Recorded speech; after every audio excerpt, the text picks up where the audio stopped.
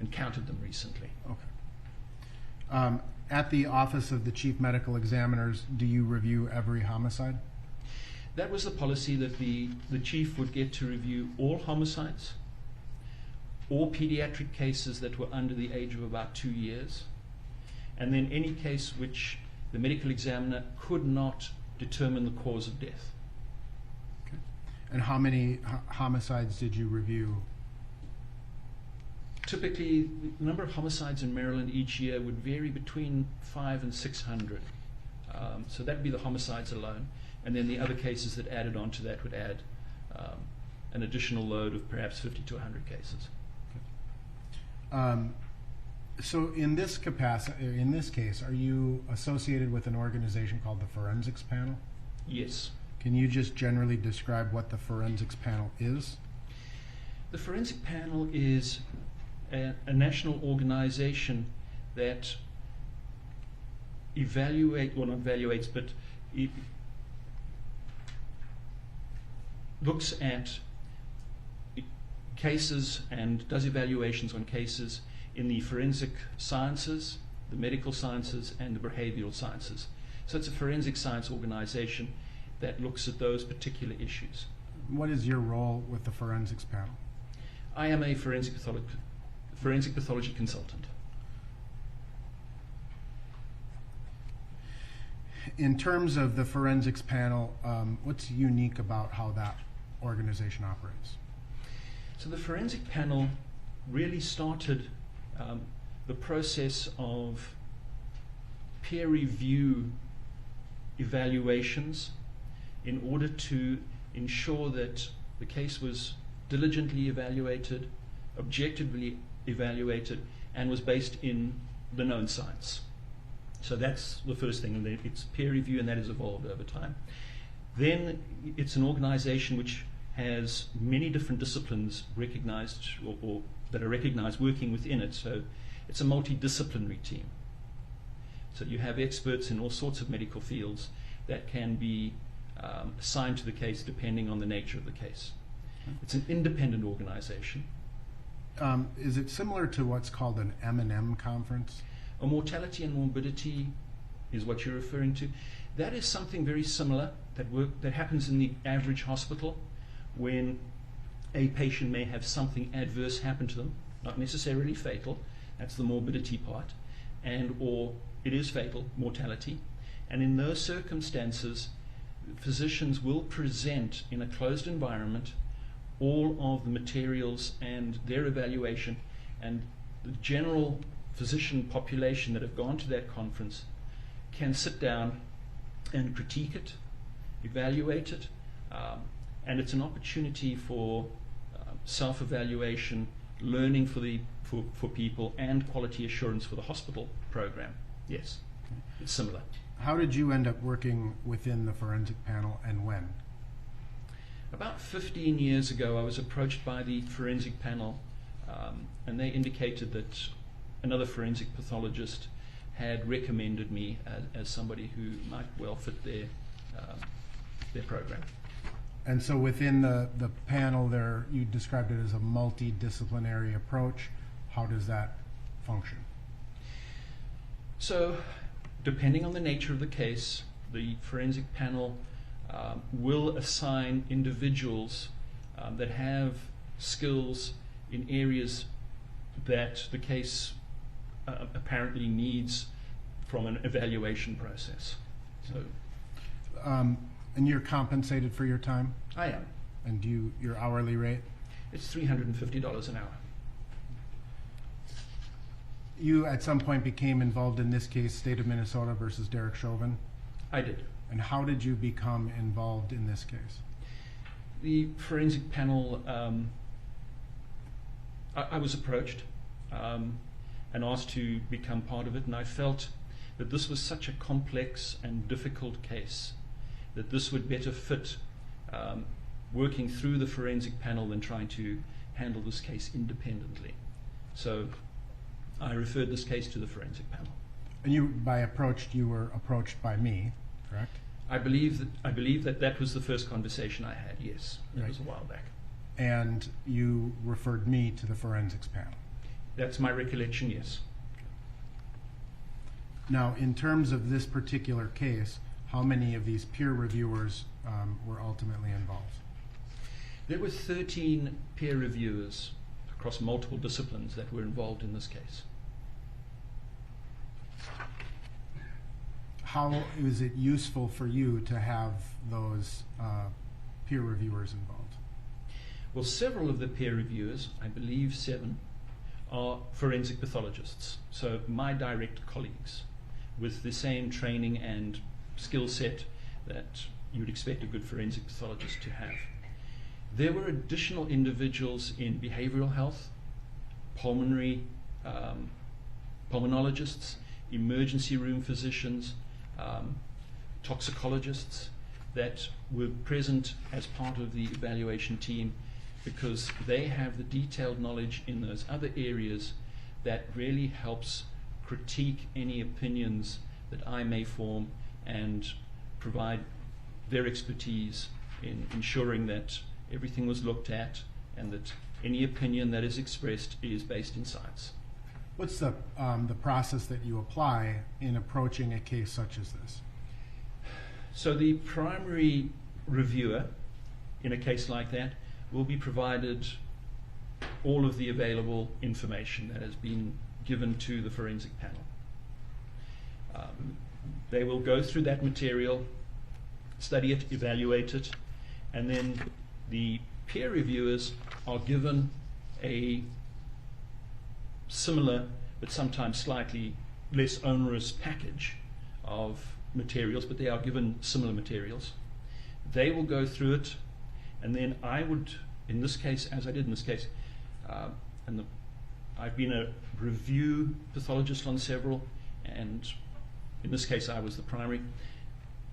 I will do a presentation to the forensic panel, and during that time they have the opportunity to evaluate and critique my opinion.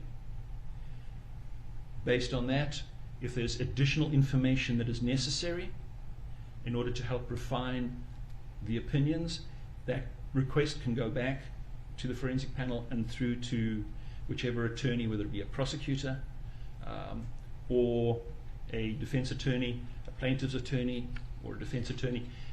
Requests for the appropriate additional information can be made, and if that information is available, sent back so we can complete and try and ensure that we haven't missed anything. So there may be several reviews along the way, and then at some point, if the Objection, Your Honor, to the narrative nature of the response, and Sure. could we, Your Honor, approach the bench? Sidebar.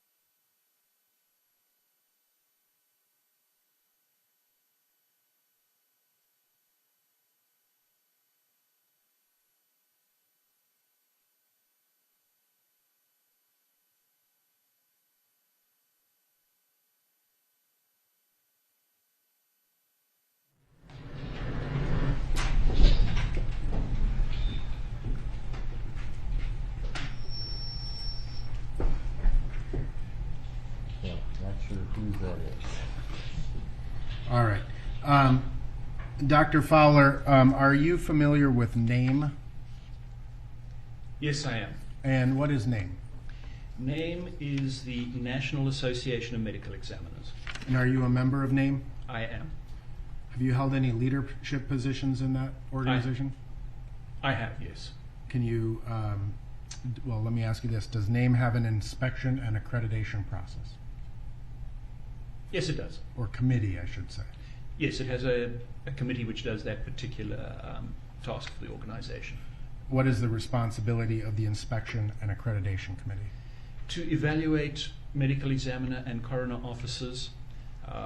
It's a voluntary program, and basically it means that the medical examiner's office, once they've passed that evaluation and been accredited, have met certain standards that the National Association of Medical Examiners Board of Directors believe are appropriate for the office to have in order to ensure the safety of both the staff that work in the office and also the community that they serve. Are you a member of that committee? I am now, and I was a previous chairman of that committee. Does NAME have a standards committee? It does. Right now, they are two separate committees. And Previously, they were both inspection and standards were under one committee. At the time, I was the chairperson of that. I chaired, And how- but it's how- now been separated off into two separate ones. Gotcha. How are the standards approved? So the standards are different. As I said, the accreditation checklist is approved by the board of directors. The standards are a grassroots process where any member of NAME can suggest a standard. That is then put out to the general population of members of NAME, and then those are discussed and voted on at the annual general meeting in the business meeting. And so therefore, anybody out of the hundreds of pathologists that are present at that meeting can stand up and address and debate those particular standards, and then at some point a vote is called by the chairman of the standards committee as to whether or not that standard would be included or not. And so therefore it's approved by the general membership, not by the board of directors. And one last question before we move on. When were those standards approved? The initial standards started out in 2005, and then they get updated on a regular basis because medical knowledge changes, and therefore one needs to keep them appropriate and fresh. Can you tell me generally what a death investigation is and what it involves? Yes, a death investigation is very much like any other medical examination, but specifically looking at individuals, obviously, who have died. So there is gathering of information from the scene of the death, and that is somewhat to replace the information that a patient would give to their doctor. When you walk into the examination room, your doctor, the first question they'll ask you is, why are you here today? Well, deceased people can't speak. And so therefore, the scene information really replaces some of that information. You gather the scene information, you gather past medical records, you then start gathering information from all sorts of pertinent sources. That will be the ambulance or EMT run sheets, the hospital information if the person made it to the hospital, the current medical information, the past medical information. There will be witness statements, there will be police records, videos, everything that is available and pertinent will usually be gathered as part of that process. Would it also include things like specimens that are collected? Yes, so if a specimen is taken in the hospital, that will be taken. If clothing is available in the hospital and removed from the person during resuscitation, that may well be gathered as well. You know, all and everything that is reasonably available that could potentially define how the case may be evaluated at the end will be gathered as is reasonable. So yes, hospital specimens. If the person, for instance, went into surgery and a specimen was removed from them during the surgical procedure to try and save their life, that would also be requested. So there's lots of things that you would try and get. And is there then, ultimately it results in a death certificate? Well, there's a long process which goes on before that. How long does that process take? So the process would include an autopsy, which is an external examination of the person, an internal examination of the person, maybe x-rays of the person, CT scans of the person, depending on the resources and needs of the case. Additional specimens will be taken at the time of autopsy to look at under the microscope and or send off to a toxicology laboratory. And I'm talking very generally. Every case is going to be different. At the end of that process, you begin the evaluation of the case. In complex cases, certain specimens will be retained and often sent to an expert in that particular area. So some officers have access to a neuropathologist who specializes in looking at brains and spinal cords. So if you have that resource, and it's a case where that really may well assist in getting the additional detail that a specialist who only looks at that can provide, then you'll save that specimen and have them look at it in conjunction with you. So it's usually an examination of the two with that extra expertise at the same time.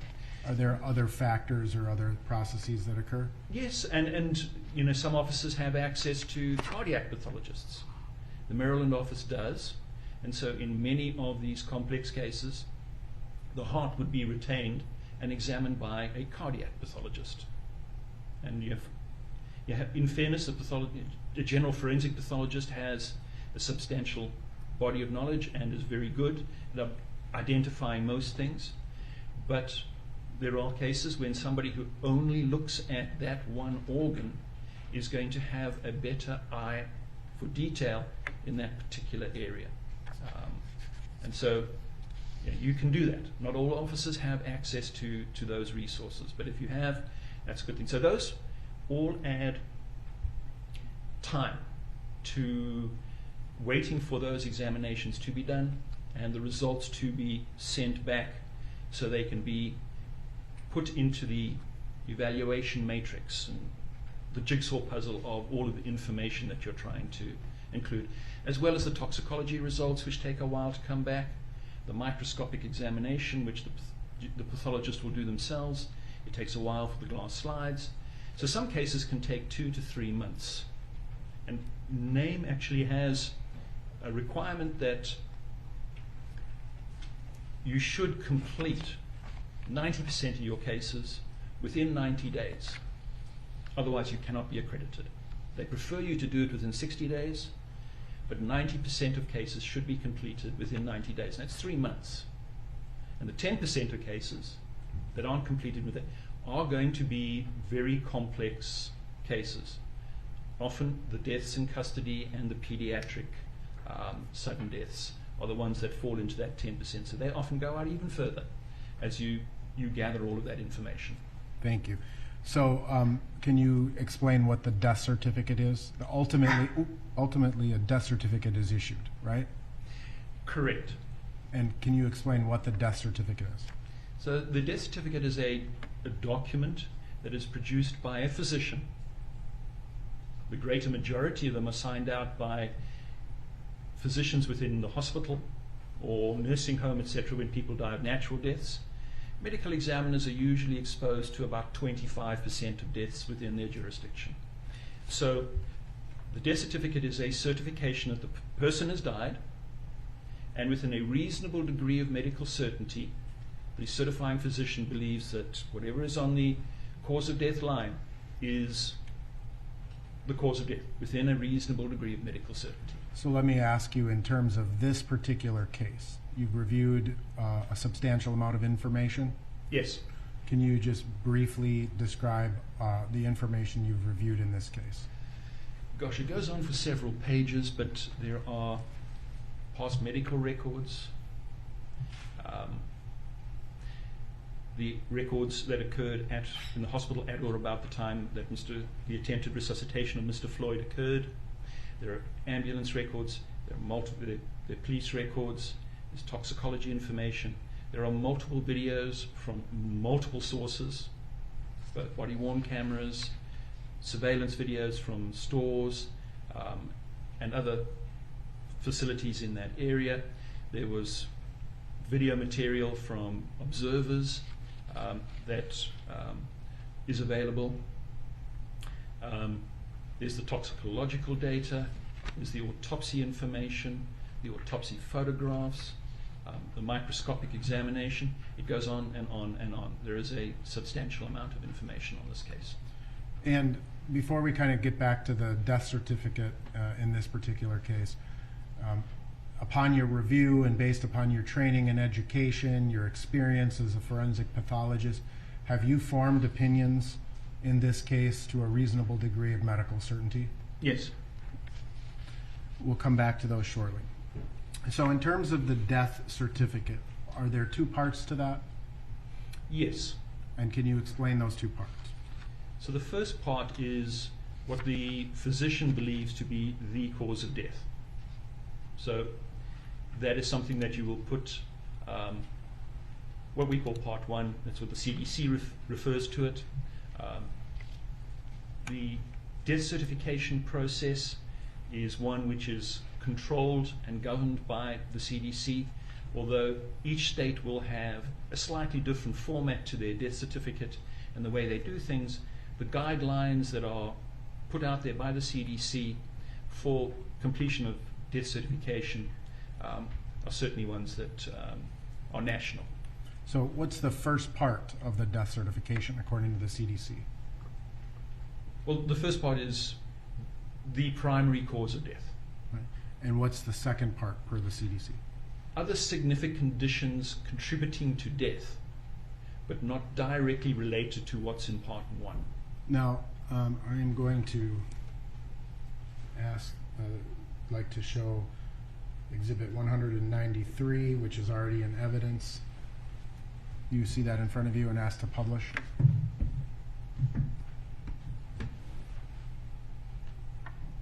You're familiar with this document? I have seen this document, yes. And what is the first part of the certification of death? So the first part here, the cause of death, is cardiopulmonary arrest, complicating law enforcement, subdual, restraint, and neck compression. Now, under that, there's a phrase that says underlying. Is that what you're talking about in terms of the second part per the CDC? No, the way the CDC normally phrases it is you can break it out into multiple lines. So it could be cardiac arrhythmia due to such and such, due to such and such. And so that's where the underlying conditions come into the death certificate. At least, when you look at the CDC guidelines and the death certificates that I'm used to completing. The second part that I refer to as part two on this death certificate is called other contributing conditions. And what are the other contributing conditions that you review here?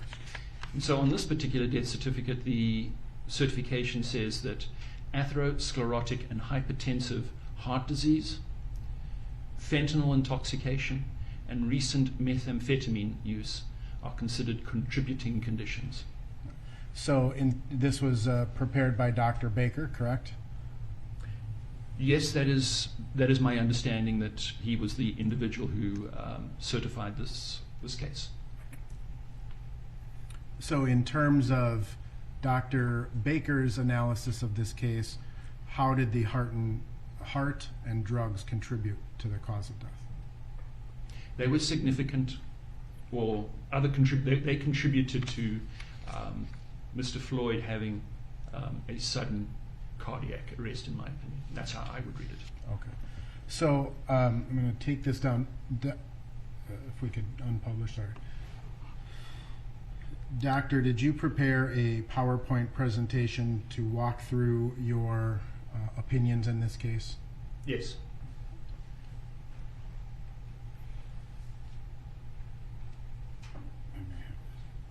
Judge, I've identified this as demonstrative exhibit 1098, and I'd move to publish. Any objection to 1098 for demonstrative purposes only? No, Your Honor. All right, it is received for that purpose alone.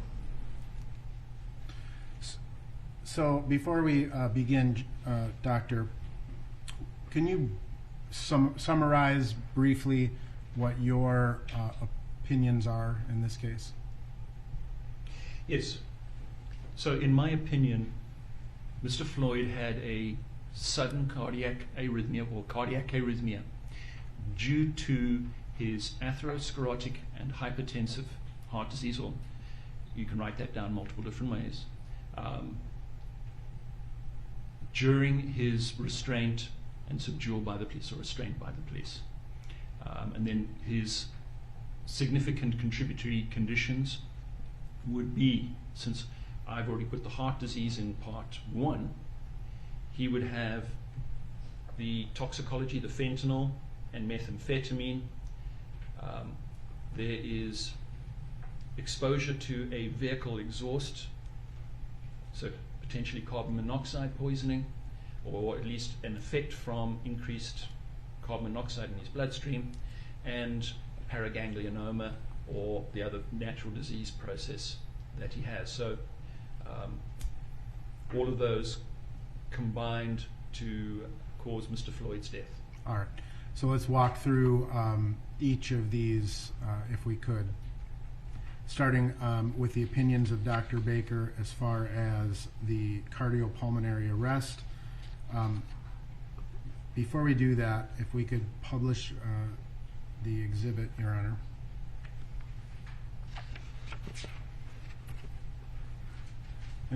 Can you just describe what this is and why it's relevant to this case?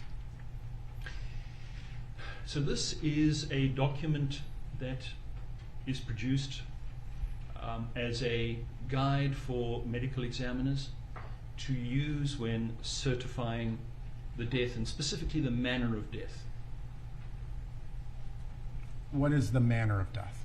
So the manner of death is, how did the cause of death come about? And you have 5 different choices that you can check off or write down on a death certificate as to the manner of death. Now, does this document specifically address asphyxial deaths, positional asphyxia deaths? It addresses all sorts of manner of death, and again, it's a guideline put out there to assist medical examiners. And unfortunately, not every case cleanly fits into one particular category or meets the criteria for the guidelines. Okay. So let's talk about, in terms of positional restraint, how does NAME deal with the autopsies and death investigations involving potential positional restraint? So the recommendation is that, or it's not a recommendation, they say you may be classified as a homicide. Okay. It doesn't say shall or should. It says may be classified as a homicide. Again, we have to recognize that these are medical guidelines. And it then goes on, and everybody, I think, can actually easily read that. Okay. If you want to go back one, and in such cases there may not be intent to kill, but the death death results from one or more intentional, volitional, potentially harmful acts directed at the decedent, without consent, of course. Further, there is some value to the homicide classification towards reducing the public perception that a cover-up is being perpetrated by the Death Investigation Agency. Now, in terms of the 5 manners of death that you described, again, we've heard testimony, or the jury has heard testimony from other experts who've testified. There's homicide as one, suicide. Can you describe the others? So homicide, suicide, accident, natural, and then undetermined. So this next slide, can you describe what undetermined means according to the guidelines? So according to the guidelines, Undetermined, or the other term on some death certificates is could not be determined, is a classification that's used when the information pointing to one manner of death is no more compelling than one or more other competing manners of death, in thorough consideration of all available information. And the guidelines also define homicide? Yes.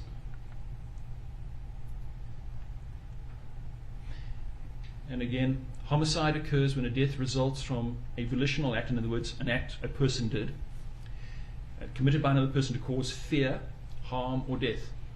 Intent to cause death is a common element, but is not required for classification as a homicide. More below. It is to be emphasized that the classification of homicide for the purposes of death certification is a neutral term and neither indicates nor implies criminal intent, which remains the determination within the province of a legal process. Why is that second part important? Because this is a medical opinion that is on a death certificate. The manners of death are unique, or virtually unique, to the United States of America. These were put on the death certificate by the Center for Disease Control in order to gather information as to how Americans died or die for epidemiological purposes and to study and try and prevent deaths. They are not meant to usurp any kind of legal process. And in fact, in many circumstances, regardless of what the medical examiner puts on a death certificate in the way of a manner, the legal system can and will act in a completely independent and different format. Okay. Now, again, we discussed a little bit about the CDC death certificates, the instructions. Is this the guideline by the CDC? Yes. And it is to enter all diseases or conditions contributing to the death that were not reported in the chain of events? In part one, in the first part, one. yes.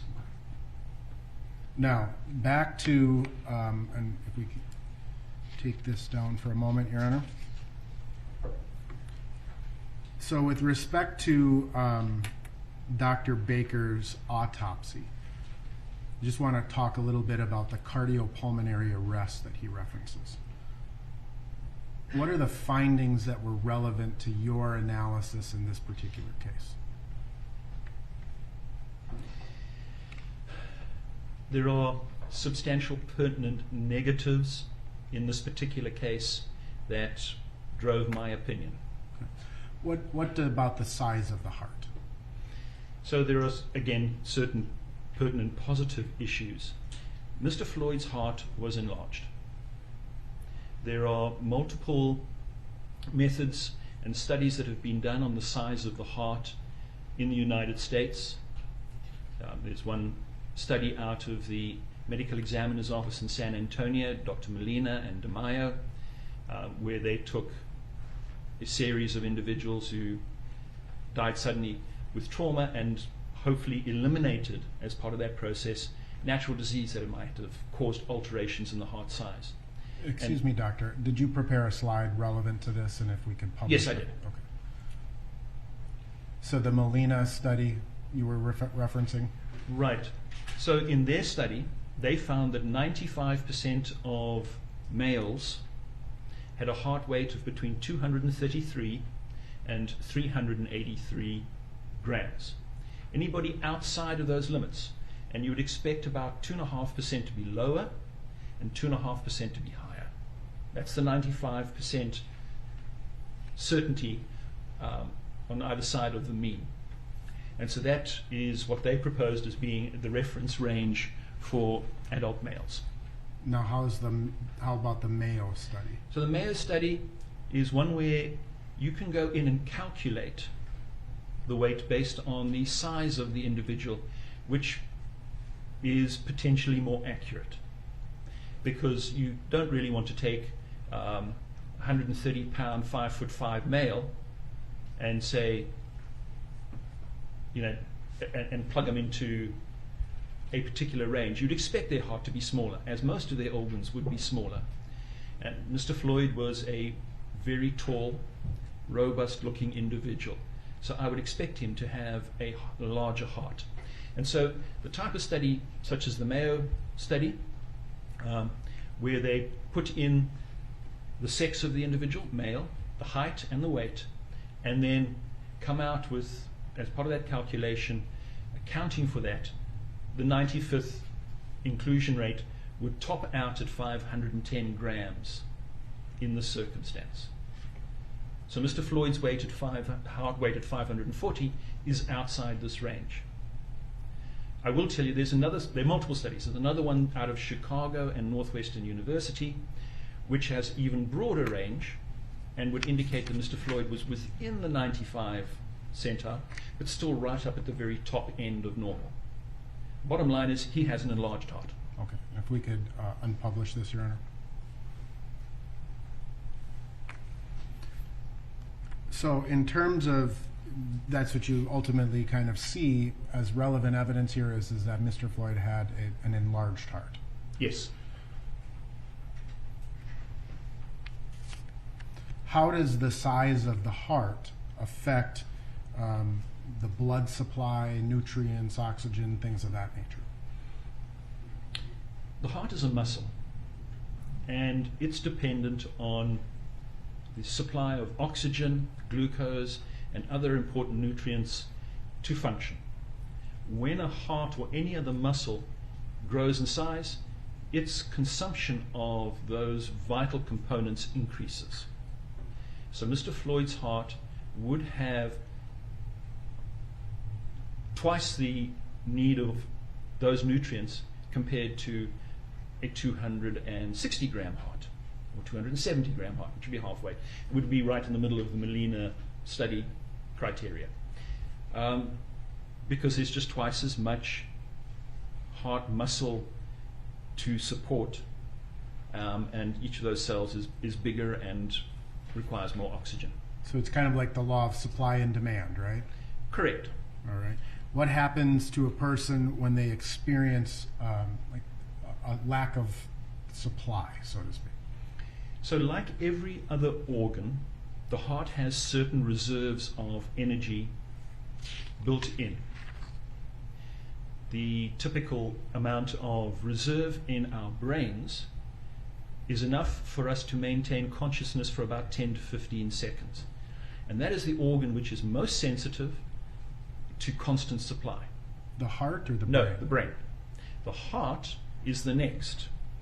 But like other organs, it will be able to maintain function even when the supply is reduced or even completely cut off.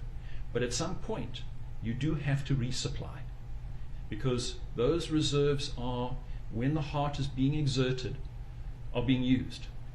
And you either have to completely replace them, or if you only partially replace them, at some point, you're going to exhaust the reserves. So how do we replenish the supply, so to speak? The replenishment comes through the coronary arteries, and they bring blood into the heart. As that blood arrives, it delivers oxygen and other nutrients, and it also removes the byproducts of the metabolism of those heart muscles as they contract. So what type of symptoms might someone who show if they are diminished in their supply? So at some point, there are a variety of symptoms that can result. You can feel your heart racing. You may even get palpitations. You get potentially short of breath. And in some circumstances, you may start getting chest pain, what we refer to as angina. And it can get even worse than that. You can have sudden symptoms such as a collapse without any warning. But there's a spectrum of different symptoms that can occur. So when the supply isn't being met, what would a person customarily do to replenish the supply? Well, when one becomes short of breath, you tend to relax, ease up, back off, stop walking, stop running, stop exercising until such time as you feel like you've got your heart rate down. Some people monitor their heart while they're exercising to ensure they don't go over certain limits. So there are different ways of doing it. But typically, if you experience symptoms, it's your body telling you, slow down. And what happens if someone doesn't do that? If you don't, and you don't heed those warnings, or you can't heed those warnings for other circumstances, the consumption of those essential metabolites goes on. The production of the products of contraction, which need to be removed, continues to increase, and at some point the heart will fail, go have a sudden cardiac arrest / arrhythmia. That's what you expect to see. So, I mean, within the field of forensic pathology, what would you call the stopping of the heart? We typically call it sudden cardiac arrest or cardiac arrhythmia. What's the difference between sudden cardiac arrest and arrhythmia? A sudden cardiac arrest really is an observational situation. You observe the person suddenly stop functioning.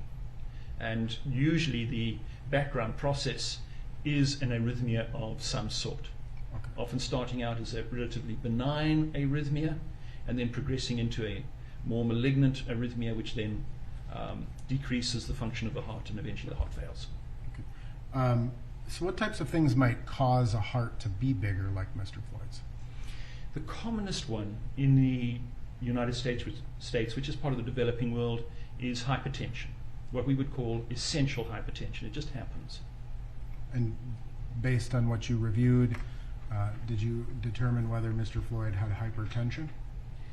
The size of the heart would be extremely good evidence that he had hypertension. Secondly, there are medical records that I did see where he had an elevated blood pressure at previous hospital administrations or previous clinical interactions.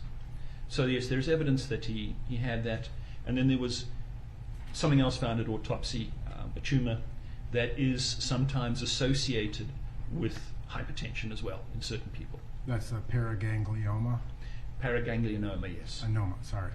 We will talk about that a little bit later.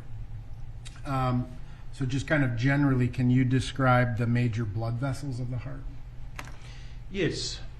There really are two major blood vessels, the right coronary artery and the left coronary artery. The left coronary artery, within a very short distance of coming off the aorta, divides into two major arteries, the left anterior descending and the left circumflex. So some people call it 3 coronary arteries, but technically there are 2 with one dividing into 2. Neither description would be incorrect. And what is narrowing or stenosis of the arteries? So narrowing or stenosis of the arteries means that the arteries, the lumen, the inside diameter of that artery is smaller than it should be. It has been narrowed by a disease process. Okay.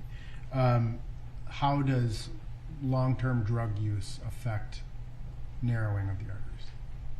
There are certain drugs that do cause advanced or more rapidly advancing atherosclerosis. Not just drugs, but many substances and toxins, even smoking, for instance, is associated with earlier atherosclerosis.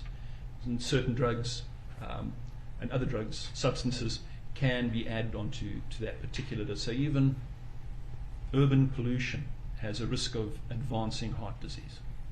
What specific drugs? Well, in this particular case, methamphetamine, which was present in Mr. Floyd, has been associated with earlier onset of narrowing of the coronary arteries by atherosclerosis. And can you describe the difference between proximal and distal narrowing of the arteries? Right. So the narrowing can occur anywhere up and down the artery. When it occurs close to its origin, i.e. close to the aorta where the blood supply comes from, we will call that proximal. If it occurs far down the artery towards the end of the artery or further down the artery, it's called distal. The implications are somewhat different. And if you have narrowing close to the beginning of the artery, anything downstream from that narrowing is subject to decreased supply of blood. If you have it further down in distal, then the first part and all the branches that come off the first part are supplying that heart, and that part of the heart will still receive enough supply. It's not restricted. But once you get to beyond the narrowing, any tissue, heart tissue, muscle, downstream from that is going to be subjected to a reduced supply. Okay.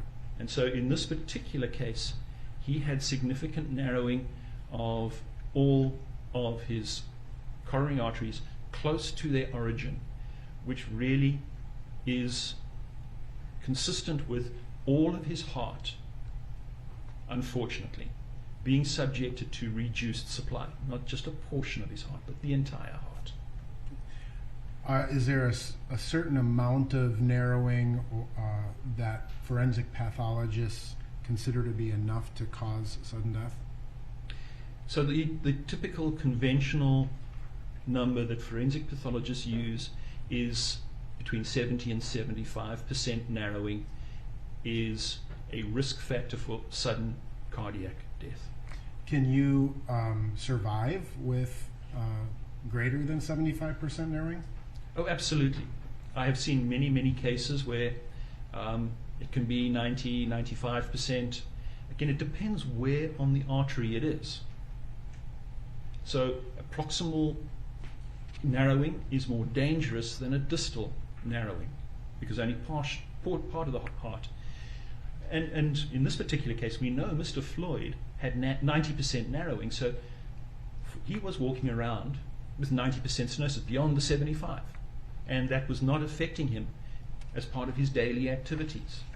So when he was at rest, walking around, doing his normal daily activities, I know of no information that he was symptomatic or having any problems. So yes, you can go beyond 75%. That's why cardiologists may conclude you could survive with greater than 75%? Yes, so I think the difference is that medical examiners see people who've died with 75%, and cardiologists see people who are walking around with 90%. So they see the live population, we see the dead population.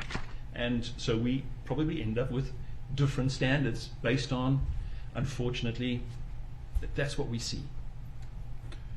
So in terms of an autopsy finding, can you describe what myocyte necrosis is and whether that's necessary to diagnose a sudden cardiac death? So myocyte necrosis is both something you have to visualize it microscopically. You have to look at the individual heart cell. The myocyte is just a word which is heart cell. You can infer that there may be myocyte necrosis at autopsy if you see bleeding into the heart itself. But it is a microscopic diagnosis, and it is not necessary for myocyte necrosis to be present for a sudden cardiac death. So someone who has a sudden cardiac death may not have myocyte necrosis? Correct. Why might that happen? Why might someone not have that myocyte necrosis? Again, the heart goes through a process of dying. It takes a while for a heart to die and for the actual myocytes to start showing the changes that we can see under a microscope. I think we need to understand that that's why you can do heart transplants. In somebody who has been injured or suffered some other catastrophe to their brain and is brain dead and is a donor, their heart can be removed, put on ice, flown across the country and put into another person without any damage to that heart. And that process takes hours. So if the death is rapid, you will not see myocyte necrosis. It's the time frame from the heart stopping to the time we typically see myocyte necrosis is going to be somebody who has had symptoms and survived for a period of time, so that that process can advance to the degree where we can see it under the microscope.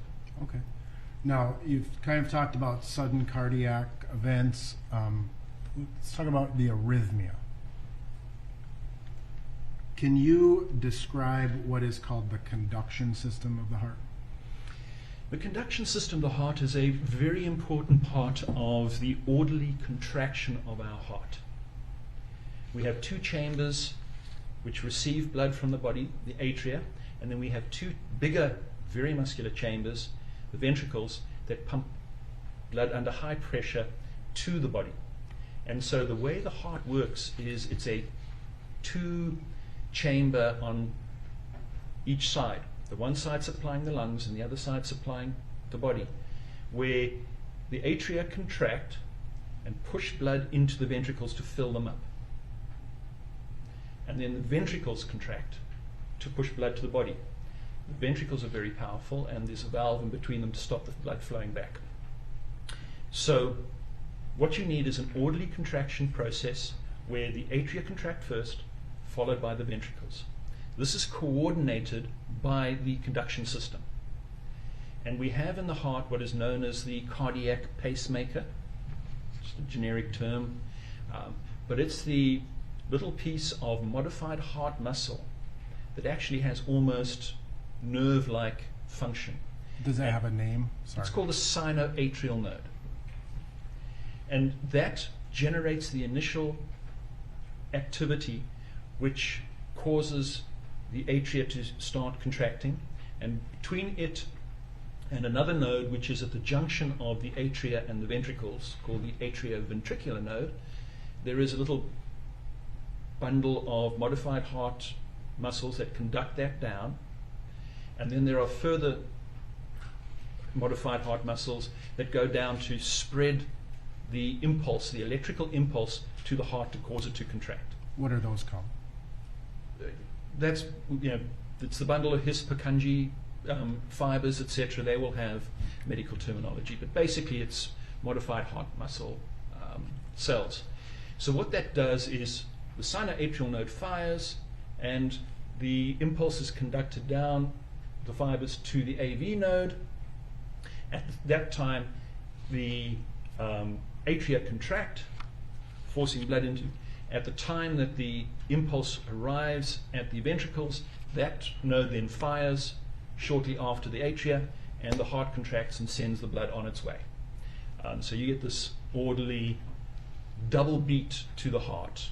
You can hear the valves opening and closing, atria first and then the ventricles, and that's the sounds that the physician listens to when he puts a stethoscope over your heart.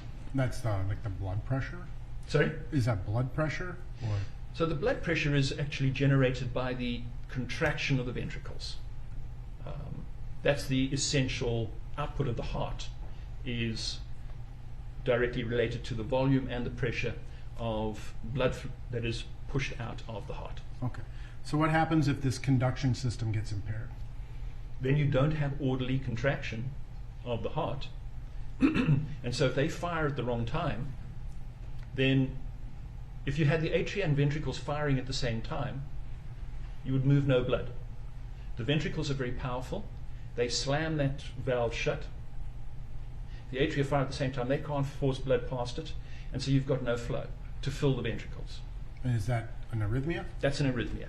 So there are multiple different types of arrhythmias that are documented. And what can happen, can sudden death happen as a result of an arrhythmia? Absolutely.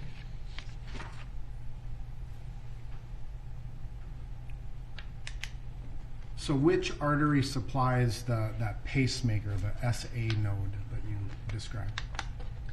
The sinoatrial node is supplied by a small branch that comes off the right coronary artery.